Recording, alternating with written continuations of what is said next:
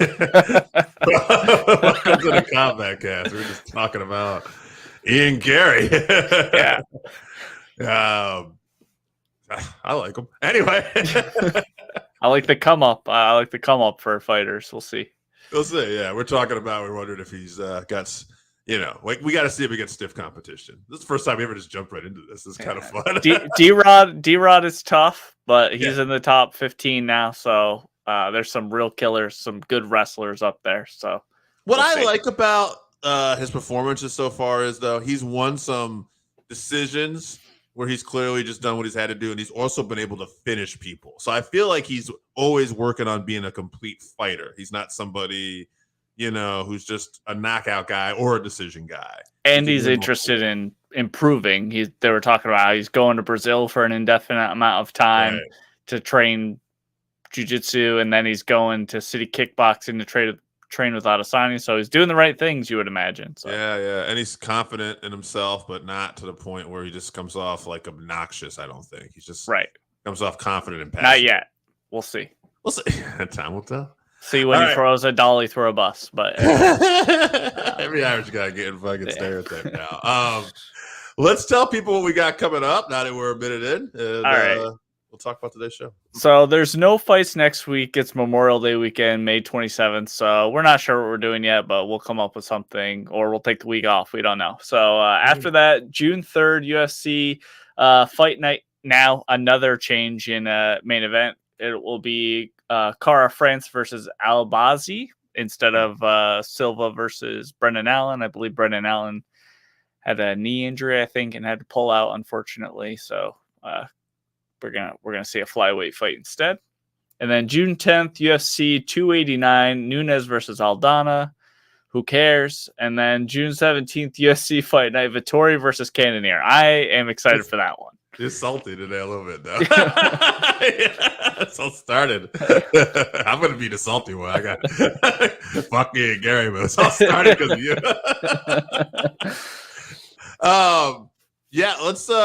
Let's talk about some of last week's fights first. Okay. We're going to talk some news, too. I know, like, the big news, if you catch this show today, is Francis. So we'll talk about that, too. Co-main event, I know it wasn't a very exciting fight. I have to tell you. So I watched the fight the next day. I already knew what happened. But I watched the fight a little differently.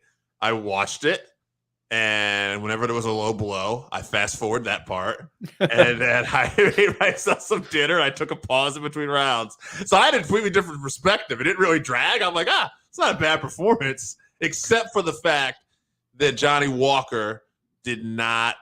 Obviously, it felt like he really could have finished Anthony Smith several times. Anthony Smith's leg had crumbled up, and Johnny Walker seemed, I don't want to say desperate, but just wanted to get the victory and get out. And, Dana White talked about this in the press conference afterwards, too, that, being on ABC, this was supposed to be a showcase for a lot of people, like an Ian Gary and stuff like that.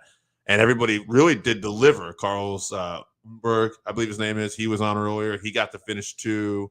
But Alex Monroe, another one. But just at the end of the day, for whatever this fight, which we thought be a layup for a finish, it just wasn't. He just wanted to get that win and play it safe for a change. Yeah, it was not a great fight. Walker fought very smart though, but just safe for sure. He should have and could have finished Anthony multiple times. He had that leg hurt. He really could have just went to the leg kick and got a leg kick finish, to be honest with you. It looked like Smith's super tough, but there was a couple times where he was ripe for the taking, and Johnny Walker maybe having flashbacks to getting into some firefights, didn't want to wade in too deep. Which Smith was landing some shots on him when he was coming in, so it's a smart technique. He got the win. He gets a full paycheck, so good on him. Anthony Smith, tough night for him. The commentating team talked a little bit about this, how he's used to being the bigger guy, and he was not in this fight, and he was having some trouble managing the distance. Johnny Walker was staying on the outside, and he's just landing every leg kick and jab and Anthony really couldn't get to him. So overall, not a great fight. Missed opportunity for Johnny Walker to, really blow up on ABC or whatever, and back to the drawing board for Anthony Smith. Yeah, who's thinking about retiring possibly too. Like he hesitated to put the gloves on, and then he thought about, I'm just going to talk to my team. Well, he has like 40 fights. He's been doing it forever. Yeah, I mean, he had a good career. I mean, like compared to some people, he got the fight for the light heavyweight title. He finished some top people. Like it just might be time to move on. Yeah, I think the title is outside of his reach at this point. I mean, he's also been like in the top 10 forever too. Right. Like he's a great, great fighter. Just, couldn't get to the top of that mountain, and he's probably past the opportunity at this point. So maybe time to, he's a great analyst. So, he's got a job waiting for him at ESPN when he does phone it in. Absolutely. One other before we go to main event too, I just want to point out Matt Brown. Tying the KO record at this point in his career, longevity. As somebody asked Dana White, with a guy like Matt Brown, how does he keep doing this? How does he keep at this point in his career being as good as he is, the longevity? And Dana White was just like power. Like he's got that bone rattling power still, and that's how he's able to pull off some of these victories. He has an elite mentality also. He's just one of the toughest guys. So, of course, he's bound to get knockouts when you have that many fights. He has 100,000 fights. So, good on him. What a record for him to tie with the Black Beast. He's still got some fights left in him too. So, first ballot Hall of Famer for sure. Good on Matt Brown. I was thinking about this, like some of the old school guys, like I almost want to put a fight night card together or even a pay-per-view together where it not even a main event, but just have like Matt Brown, Jim Miller, like an old school night. Robbie Lawler, they announced that has his retirement fight coming up. They put him on the prelims, which is a bummer, but I think he's fighting Nico Price or something like that. So excellent matchup, but he should be on the main card, he's done so much for the organization. It's a bummer that they're putting him out on prelims. I'd imagine it's a TV rating move. Robbie Lawler's final night, the main event of the prelims, right before the pay-per-view. I get it, but disrespectful. So, which the UFC don't give a shit about these fighters. We are all aware of, so. I don't feel like we're going to Francis next, but let's do the heavyweight first. We had the heavyweight fight. Yeah, Jairzinho Rozenstruik versus Jaltian Almeida. Almeida, man, this guy's super impressive. Like his ability to take people down at heavyweight and pull off these kinds of submissions, stuff like that, is going to make him very interesting. If you were to put this guy against Sergey, that's an interesting fight because Sergey could knock him out, but he could also get down to the ground, tapped out. You have like two guys that are really good at what they do. I'd be interested in Almeida against a guy like John Jones. Yeah. Stylistically. Yeah. Well, let's talk about Rozenstruik really quick. Sure. I said this last week, but he only beats kickboxers not named Gane. He wasn't going to win this fight. He was like a 4-1 or 6-1 underdog, and to lose in the first round, I believe also, which he did. He just has no ground game. You could see there was improvement for sure, that he was working on stuff, but there's only so much you can learn against a lifelong jiu-jitsu player like Almeida in that amount of time. But Almeida looks super dangerous. He's great. His submission skills on the ground, great ground and pound. I think to fight those top level guys, he's going to need to work on his wrestling because that shot that actually took Rozenstruik down was terrible. Mm-hmm. He just kind of fell to his knees and like fell into him. Pavlovich's hips he's going to knock Almeida out with his hips by sprawling in that kind of situation. John Jones never getting taken down by that shot. Curtis Blades eats that up all day. Those top level guys are not going to be taken to the ground. And I don't think his striking is at a level where he can make those guys nervous. Now, if he gets it to the ground, he could submit any of those guys. Right. But I think he just needs to work on his wrestling, and because if you can control where the fight takes place, you already have the advantage in a fight. And if he can take the fight to the ground, he'll have the advantage against every fighter, I believe, in the heavyweight division. So, a little bit of work to do there. But he's a future star for sure. He's super dangerous. All right. So Francis Ngannou came out today. This guy signed with the PFL. He's going to fight MMA next year. He's got a boxing fight apparently in the works this year. And then he's also got some equity in the company, and he's going to be a big part of PFL Africa. He's like the chairman on their board. Yeah. Yeah. So he's got a lot of incentives, good money. One more incentive is that his opponents will always make at least, I think it was $2 million to fight him. So that clause is huge for the rest of the fighters. Really? I did not miss that. So I saw some conflicting reports. Some said 1 million, some said 2 million. So I mean, when you're trying to get money for your opponents, that's where you're really making moves. Wow. Yeah. Good on him. So shout out to Francis. Obviously a good dude. He bet on himself, leaving the UFC. I think is a 2 or 3 fight deal where he's making, up the top of 7 figures in each of those fights.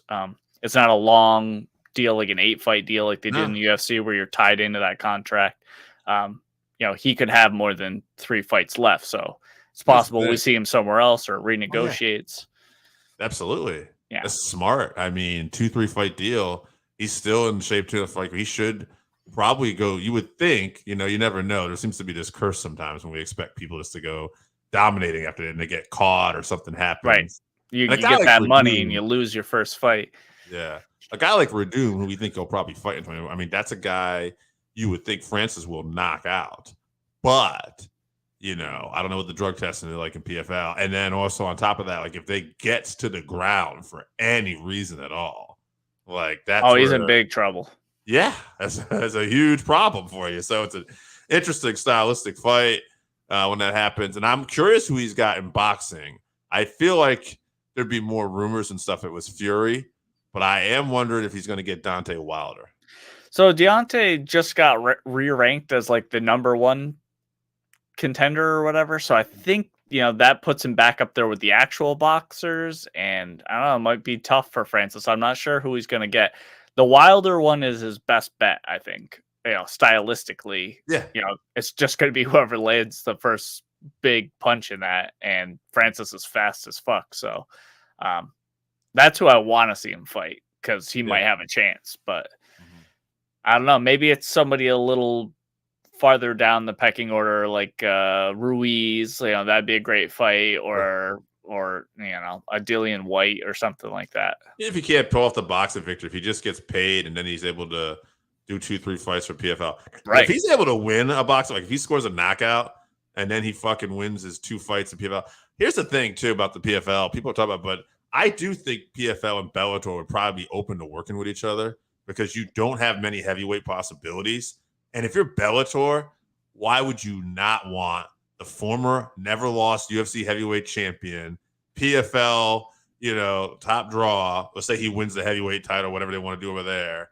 And now he can fight your champion and you're going to get that promotion too. So I don't know. I think there's a real likelihood that Francis might make a lot of these moves that he was talking about doing. Yeah. He's got to win though. So as long as he, he's doing all this negotiating and stuff himself, I hope he's still training. He can't be all business. He still has to be in the gym. Now he's got plenty of time. He's not fighting until the middle of next year, I believe. Right. So he's got plenty of time. But I'm happy for him. I'm glad he's making moves. Hopefully, this trickles down to a lot of other fighters who can make the same moves. But injuries, let's just before we go to this week's card. Injuries, a lot of time off in between. I mean, if ever this guy was ripe for an upset for somebody too, especially going into boxing first too, Mm-hmm. Let's say he loses that or wins that. Like, if ever he was ripe, whoever he gets that first fight in MMA, like, so you can see it. This could go either way. This could go a couple ways, but I'm definitely rooting for the guy. I want to see him do some big things, and I love the fact that I saw something with Hawani, and he said he doesn't understand where it went wrong with the UFC, but one day I hope to have a man-to-man with Dana White, and I definitely appreciate them for putting me on the map. So that, to me, tells me he knows that if he can do big business, win a boxing match, and do everything he sets his mind to do, he knows that despite what Uncle Dana's saying, especially if he's not trashing them, there's open. You go out there, prove your worth, and you're gonna get paid by them too. Don't worry. Yeah. So anyway, after that's, I think, the most exciting thing, most interesting thing going on right now. But we got a fight night card this week. We're going to talk about the main event and co-main event. But is there any other fights you want to bring up at all? Yeah, I just want to shout out Chase Hooper's moving up to lightweight to fight Nick Fiore. I don't know much about Nick, but shout out to Chase Hooper. Fiore? I don't know. Oh yeah, the Avengers, Samuel Jackson. Yes. Not Fury. No.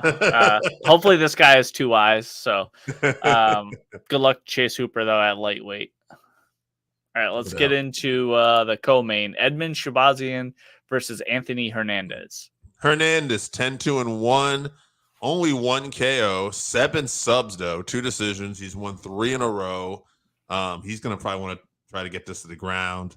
Shahbazyan, however, 12-3, 10 knockouts, 1 sub, only 1 decision. He won his last fight, but that's only 1 win out of his last 4. And of those 3 losses, he had 2 bad knockouts and TKOs. And we were wondering if, too much too soon and too early for this kid's career. This is a chance for him to bounce back. It's an interesting fight because this guy's dangerous on the ground, but it doesn't look like he has a ton of knockout power. So we're going to see. We're going to see what Shahbazyan is made of. I like this kid. I'm finding this an interesting matchup. I'm going to pick Edmen at the end of the day, and I say he gets back on track and wins 2 in a row here. And he's going to have to knock him out probably. So I'll say he does it. Round 2. Yeah, I think Hernandez is very tough, but Edmen will be able to keep it standing. He has great takedown defense, and I think on the feet, he's just going to kill him. I think he's levels above Hernandez, and he has so much power. He's so fast, explosive. So I'm also going with a round 2 KO. Little feeling out process in round 1 probably. All right, let's move on to the main event. Mackenzie Dern versus Angela Hill. All right, Angela Hill, 15-12, 5 KOs, 10 decisions. Don't let that record fool you. She's had fight of the night 3 times. She's had the most bouts in UFC women's strawweight division history. So she's also had the most time in UFC. Right. That record's salty because she's also been on the losses bad end of a lot of bad decisions.